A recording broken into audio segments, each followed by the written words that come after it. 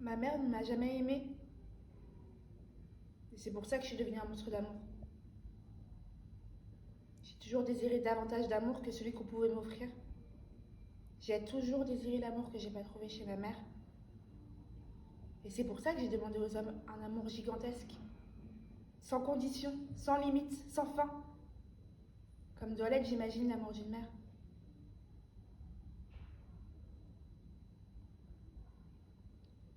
Nous, les monstres d'amour, nous voulons qu'on nous aime sans faire de pause, sans faiblir.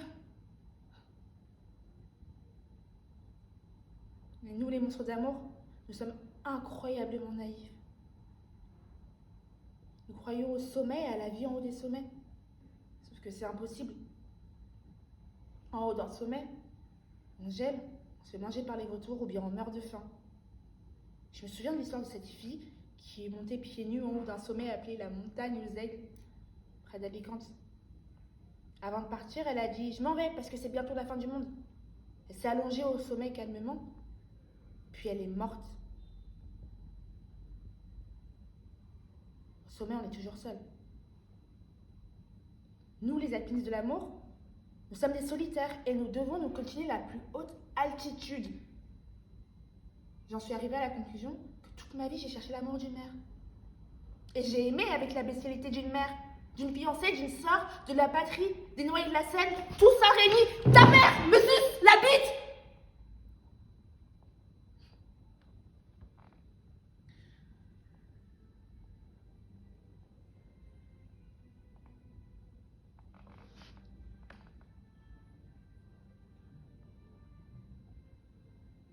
Je cherche quelqu'un qui m'aimerait pour ma façon de manger le riz. Quelqu'un qui ne saurait pas qui je suis. Quelqu'un qui me verrait dans un restaurant chinois en train de manger du riz et qui se mettrait à m'aimer rien que pour ça. Pour ma façon de manger le riz. De l'avaler, de le posséder dans mon estomac, rien de plus. Quelqu'un qui m'aimerait juste parce qu'il m'a vu en train de manger du riz.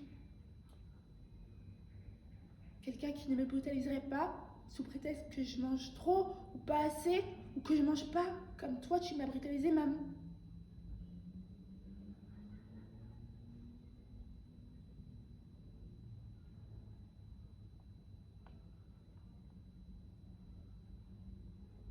Maman, si tu me l'avais chanté cette berceuse, je n'aurais eu besoin de personne. J'aurais été forte. Je t'aurais eu toi, maman.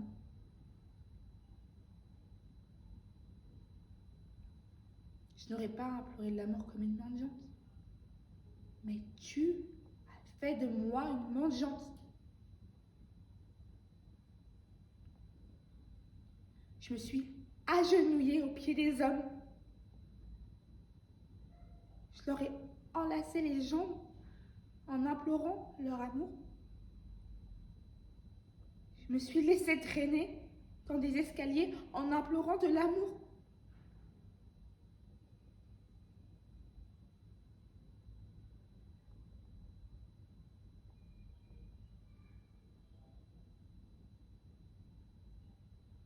Écoute, maman, c'est la berceuse que tu étais censée me chanter. C'est la putain de berceuse que tu étais censée me chanter, maman.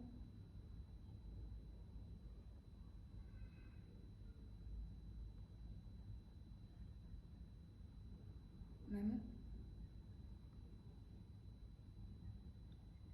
je te hais.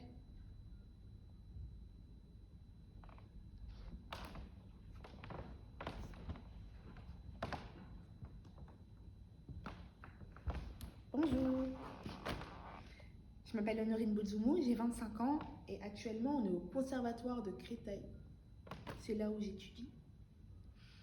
Et c'est là où j'ai commencé à poursuivre ce désir de devenir comédienne. Ce désir qui me pousse aujourd'hui à postuler au TNB et qui m'a poussée à choisir ce texte d'Angelica Lidl, La Maison de la Force. Je l'ai choisi parce que c'est un texte qui est extrêmement proche de moi.